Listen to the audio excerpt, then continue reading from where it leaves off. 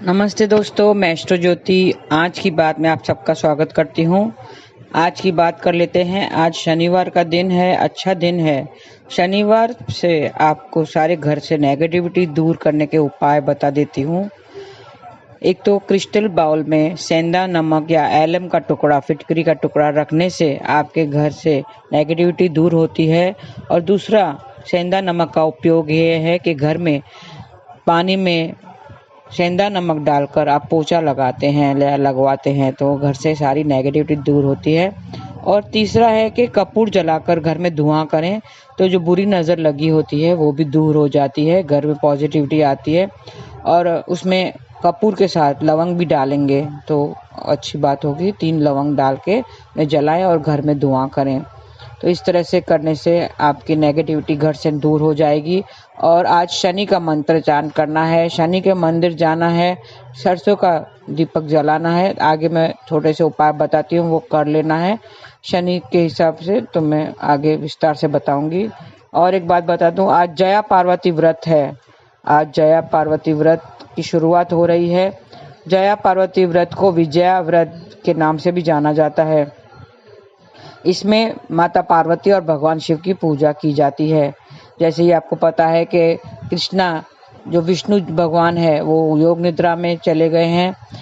देवशयनी एकादशी के दिन से वो 4 महीने और इस साल तो 5 महीने के लिए योग निद्रा में जाएंगे। तो संसार का भार कौन संभालेगा? तो शिव जी संसार का कार्यभार संभालते हैं। और आज से ये 5 दिवसीय जया पार्वती का व्रत शुरू हो रहा है। विवाहित महिलाएं सुखमय जीवन के लिए ये व्रत रखती हैं और रेत का हाथी बनाकर उस पर 5 तरह के फल फूल प्रसाद अर्पित करती हैं। तो ये जया पार्वती का व्रत है। ये विवाहित महिलाओं के लिए बहुत शुभ है। अपने पतियों के लिए ये रखती हैं, अपने पतियों के लिए विवाहित महिलाएं ये व्रत रखती हैं। और आज शनिवार है और हर त्रयोदशी को प्रदोष व्रत किया जाता है। तो त्रयोदशी को प्रदोष व्रत, और आज शनिवार का दिन है तो शनि प्रदोष व्रत का नाम दिया जाता है। जिस दिन वो त्रयोदशी होती है उस दिन का नाम उस पर पड़ जाता है। तो शनि प्रदोष व्रत है। और प्रदोष काल संध्या के समय होता है। रात्रि के प्रथम प्रहर को प्रदोष काल कहा जाता है। तो उस वक्त पूजा आराधना करते हैं, शिव जी की पूजा करते हैं। और प्रदोष काल के समय भगवान शंकर की पूजा का विधान है। उस वक्त शिव प्रतिमा के दर्शन अवश्य ही करना चाहिए प्रदोष काल में। तो आपके जो भी मन चाहा वो पूरा होता है। आज भगवान शंकर के साथ शनि देव की भी पूजा का बड़ा महत्व है। तो आप दोनों की पूजा आराधना करें तो आपके जो भी कष्ट हैं वो दूर हो जाएंगे। और आज 1.25 किलो काली उड़द और 2 लड्डू लेकर मंदिर जाएं और किसी मंदिर या धर्मस्थल पर दान कर दें। आज दाल काली दाल उड़द की देते हैं और लड्डू के साथ में दान करें तो आपके जो भी भय जो है वो दूर हो जाएंगे, घर में पॉजिटिविटी आएगी। और ज़रूरतमंदों को काला कंबल भेंट करें।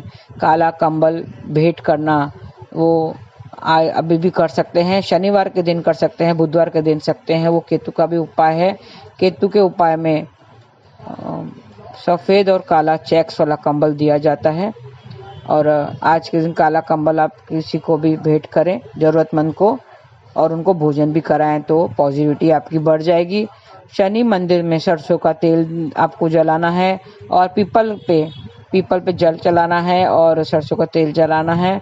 और शं ओम शं नमः ऐसा मंत्र का 21 बार जाप करना है। शं ओम शं नमः, तो आपकी इच्छाएं पूर्ति हो जाएगी।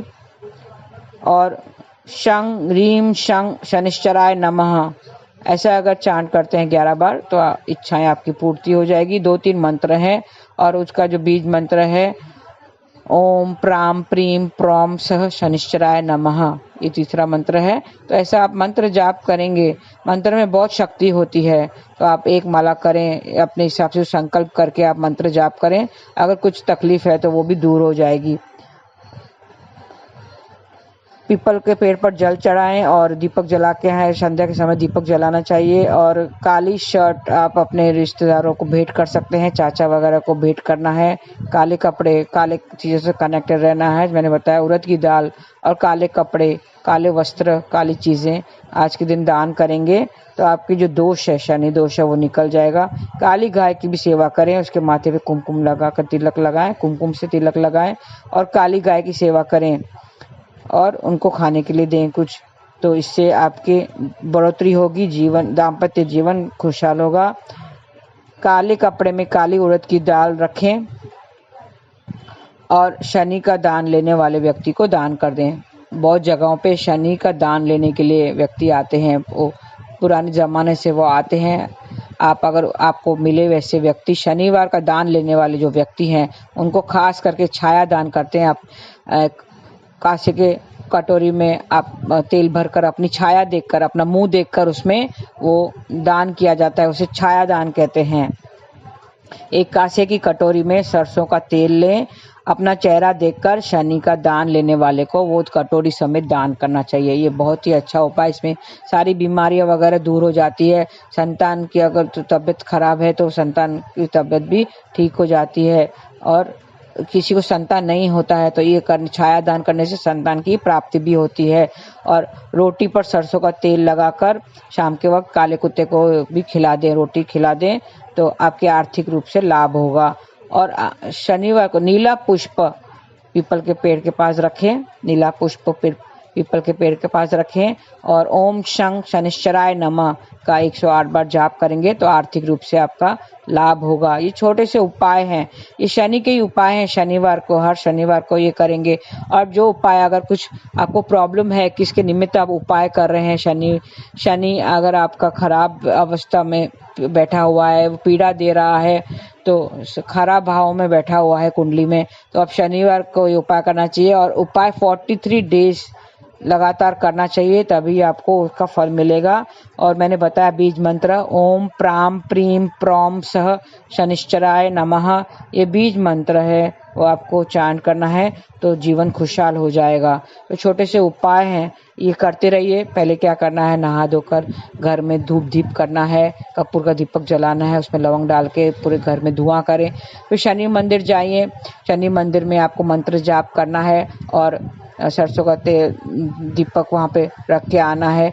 पीपल के पेड़ पर आपको जल चढ़ाना है और उसकी गीली मिट्टी से अपने सर पे तिलक लगाना है। जो गीली मिट्टी अगर पेड़ पे जल चढ़ाते हैं तो जो उसके जड़ों में जो मिट्टी होती है, गीली मिट्टी, उसको लेके आपको अपने तिलक लगाना है और गले पर भी लगाइए। और अपना भूल चूक जो है वो माफ़, वहाँ पे क्षमा याचना करें और परिक्रमा करें। पीपल की परिक्रमा करनी है, 3 बार 5 बार ऐसे परिक्रमा करते हैं। मंत्र चांट करना है, वहाँ पे थोड़ी देर बैठ जाइए, पीपल के छाया में बैठ जाइए। तो ऐसा करने से आपके सारे जो दुख है, तकलीफ़ें हैं, वो दूर हो जाती है। संध्या के समय वहाँ पे सरसों का दीपक जला के आना, सरसों के तेल का दीपक पीपल के झाड़ पे चढ़ाना है। तो इस तरह से करिए, छोटे से उपाय हैं। और काली चीज़ों का दान करना है, कोई भी काली चीज़ हो, छाता हो, शर्ट हो, ज़रूरतमंदों को वो चीज़ें दान करें तो आपकी जो मुसीबतें हैं, शनि का दोष वगैरह है, 7.5 चल रही है तो ज़रूर ये उपाय करें। जिसकी भी 7.5 चल रही है वो ये उपाय ज़रूर करें, तो उनको जो बुरे परिणाम जो मिलने वाले हैं वो नहीं मिलेंगे, उससे बच सकते हैं। तो आइए, ये था शनिवार की उपाय। और अब कृष्ण कथा की बात करते हैं। कृष्ण कथा में मैं दान की बात करती हूँ। दान क्यों करना चाहिए, कैसे करना चाहिए और सफलता की कुंजी क्या है।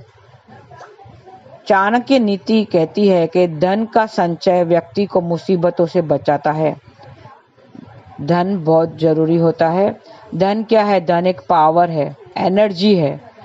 एनर्जी है जो हमारे पास होनी चाहिए, उससे हम बहुत कुछ कर सकते हैं। कहते हैं खुशियां नहीं खरीद सकते हैं, नींद नहीं खरीद सकते हैं, बिस्तर खरीद सकते हैं लेकिन नींद नहीं खरीद सकते हैं। लेकिन धन कहीं ना कहीं बहुत ज़रूरी होता है, उसका संचय करना। मुसीबतों में वो काम आता है, क्योंकि मुसीबतों में अपने काम नहीं आते हैं, अपने हाथ छोड़कर चले जाते हैं। तो इस तरह से धन का संचय व्यक्ति को मुसीबतों से बचाता है।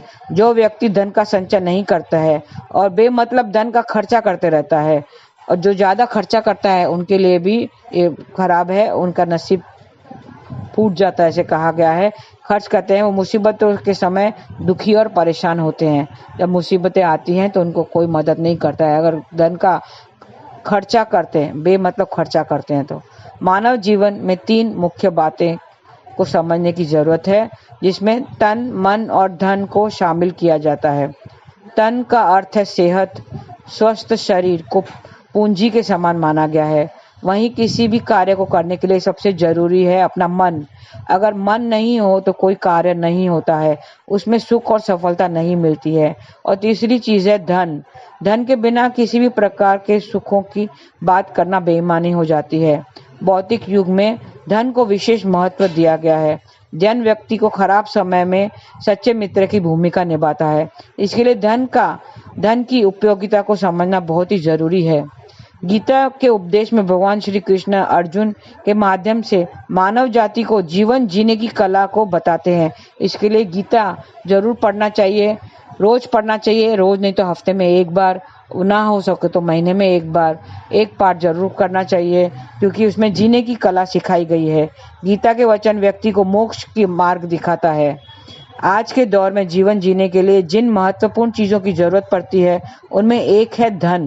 लेकिन कई लोग धन का सही उपयोग नहीं कर पाते हैं, जिसके कारण धन उसके लिए चुनौती और परेशानियों का कारण बन जाता है। उस सही तरीके से धन का उपयोग करना भी एक कला है, और वो ही सच्ची पूंजी है। जिसने धन का सदुपयोग कर लिया, और कैसे सदुपयोग करते हैं वो भी बताती हूँ। ध्यान रखें, गलत ढंग से प्राप्त किया हुआ धन कई प्रकार के रोग, अवगुण और शत्रुता भी लाता है। गलत प्रकार से धन प्राप्त करना, कमाते तो सब हैं, लेकिन गलत तरीके से अगर धन कमाते हैं तो उसमें नेगेटिव वाइब्रेशंस आ जाते हैं, जिससे उनको आगे चल के रोग, अवगुणों और शत्रुता भी लाता है। इसके लिए धन के मामले में इन बातों का ध्यान रखना बहुत जरूरी है। चाणक्य के अनुमान, धन बुरे वक्त में व्यक्ति का सबसे अच्छा मित्र है। जब व्यक्ति का बुरा समय आता है तो सगे संबंधी भी साथ छोड़ देते हैं। आपने देखा होगा कि जब बुरा वक्त आता है तो सब हाथ छोड़कर चले जाते हैं। जब हमारे पास धन रहता है तो सब हाँ जी करते हैं, लेकिन अगर धन चला गया तो फिर सब छोड़कर चले जाते हैं और मुसीबतों में कोई साथ नहीं देता है। जब व्यक्ति का बुरा समय आता है तो सगे संबंधी भी साथ छोड़ देते हैं। तब धन ही व्यक्ति की मदद करता है और समझदार व्यक्ति पुनः अपनी स्थिति को प्राप्त कर लेता है। धन का उपयोग बहुत सोच समझकर करना चाहिए। धन का संचय करना चाहिए। जो लोग धन की बचत नहीं करते हैं वे जरूरत आने पर संकटों से घिर जाते हैं। धन का सम्मान करो और मानव हित में कार्य में धन का उपयोग करना चाहिए। ऐसे करने वाले व्यक्ति हमेशा सम्मान पाते हैं। हमें धन का सदुपयोग करना चाहिए। धन बर्बाद नहीं करना चाहिए, बेमतलब हमें खर्चा नहीं करना चाहिए, और उससे हमें दान करना चाहिए। उसमें हमें कहा गया है कि भगवान को भी अब 3 चीजें की बहुत जरूरत होती है, तन, मन और धन। कहा जाता है कि तन से, मन से, धन से, भगवान की श्रद्धा से आप पूजा पाठ करना चाहिए। उनको भी तन, मन और धन से सेवा करनी चाहिए। श्री कृष्ण कहते हैं कि मन की प्रसन्नता होने पर इससे संपूर्ण दुखों का अभाव हो जाता है, और उन प्रसन्नता चित्त वाले कर्मियों को बुद्धि शीघ्र ही सब ओर से हटकर एक परमात्मा में ही भली भांति स्थिर हो जाती है। हमारा मन, अगर तन मतलब शरीर हमें भगवान के इसमें लगाना चाहिए, सेवा भाव करना चाहिए। हम कहते हैं कि मंदिर में झाड़ू लगाने से भी हमारे सारे जो पाप है वो कट जाते हैं। तो हमें जाके मंदिर में अपना तन वहां पर सौंप देना चाहिए, तन शरीर अपना सौंप देना चाहिए, और मन से पूजा पाठ करना चाहिए।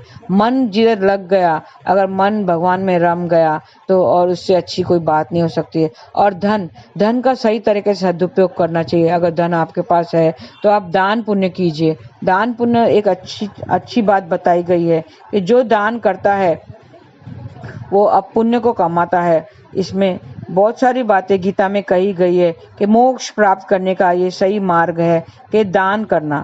दान गरीबों को किसी तरह से मदद करना, जो बीमार है, गरीब है और जो ज़रूरतमंद है, उनको दान करना। ये ज़रूरी नहीं है कि धन का ही दान हो, हर तरह का दान होता है। आप खाने का दान करो, वस्त्र दान करो, और धन तो होता ही है दान। जो आपकी पास ज़रूरी चीज़ है उनका दान करना, ये सबसे बड़ी बात कही गई है। कि और खास करके श्राद्ध पक्ष में पितरों के नाम से किया गया तर्पण पितृ दोष से मुक्ति भी दिलाता है। सबसे बड़ा दान जो होता है वो पितृ पक्ष में होता है। और हमारे घर में त्योहारों के लिए पितृ पक्ष आते हैं। पितृ दोष कुंडली में सबसे कॉमन दोषों में एक माना जाता है। कुंडली में जब भी सूर्य या चंद्रमा के साथ राहु केतु बैठ जाते हैं तो पितृ दोष माना जाता है, और सूर्य को पिता और चंद्रमा को माता माना जाता है। पितृ दोष हो तो इंसान को जीवन में कई परेशानियां आती है। घर में पैसों की किल्लत बनी रहती है, घर में किसी न किसी सदस्य का अक्सर बीमार रहना, संतान होने या संतान के भविष्य की चिंता हमेशा रहना, कोई भी प्लानिंग में सफलता ना पाना, ऐसे कई संकेत होते हैं, इशारा करते हैं कि हमारे कुंडली में पितृ दोष है। तो उस समय भी दान पुण्य करना ये बहुत ही जरूरी हो जाता है। जरूरतमंद को दान कीजिए, जरूरतमंद को हर प्रकार से, जो आपके पास ज्यादा है, सबके पास कुछ न कुछ ज्यादा एक चीज ऐसी होती है जो अधिक मात्रा में होती है, तो उन चीजों का दान करना, चीज हो, वस्त्र हो, धन हो, आप किसी भी तरह या सेवा भाव, अपना तन देकर भी आप किसी का मदद कर सकते हैं, किसी की जरूरतमंद में काम आ सकते हैं। तो ऐसा गीता में कहा गया है कि मोक्ष का प्राप्त करने का ये बहुत ही अच्छा तरीका है कि आप दान करें।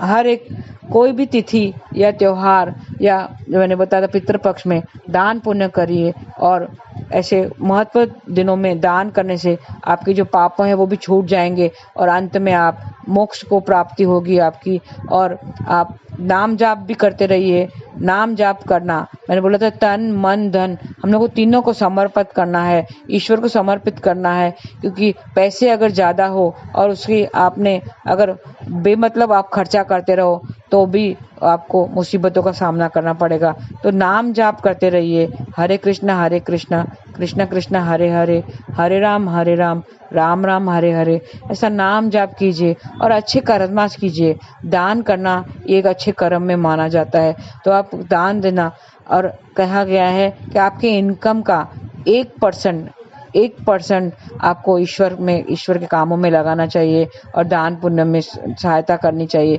1% नहीं तो आप अपने हिसाब से हर महीने आप थोड़ा सा धन आप अलग के रख के ईश्वर के कामों में लगाएं और दूसरों की मदद करें, तो आपके सब जो दुख हैं वो दूर हो जाएंगे और अंत में आप ईश्वर को पा लेंगे। मेरा नाम जाप करो, सत्संग कीजिए, कीर्तन कीजिए, हरि नाम से कनेक्टेड रहिए, तो आपके सारे जो कष्ट हैं वो दूर हो जाएंगे और अंत में श्री कमल चरणों में हम पहुंच जाएंगे।